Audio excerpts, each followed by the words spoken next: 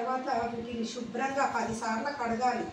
ఎందుకంటే భూమిలో నుంచి వచ్చింది కదా, అంటే అఫ్కోర్స్ అన్ని ఆకుకూరలు కూడా భూమిలో నుంచే వస్తాయి, కానీ దీనికి కాస్త మట్టి ఎక్కువగా అంటుకుంటుంది. వేర్ల దగ్గర నుంచి వీటిని మనం తెంపుతాం కాబట్టి జాగ్రత్తగా ఈ చేతరాశి కూరని తినండి. అండ్ చేతరాశి కూరని బాగా తినటం వల్ల సంతానోత్పత్తి ఎక్కువగా కలుగుతుందట. అలాగే ఈ షుగర్ వ్యాధి గ్రస్తులకి కూడా ఇమ్యూనిటీ అనేది డెవలప్ అవుతుంది. పసిపిల్లల్లో ఎలాంటి ఇవి రాకుండా ఉంటాయంట.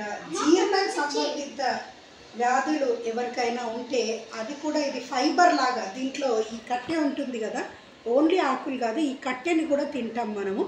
సో ఫైబర్ దీంట్లో రిచ్ ఫైబర్ ఉంటుంది ఈ చేతరాశి కూరలో. కాబట్టి దీన్ని తింటే జీర్ణ సంబంధిత వ్యాధులు కూడా మనకి రావు.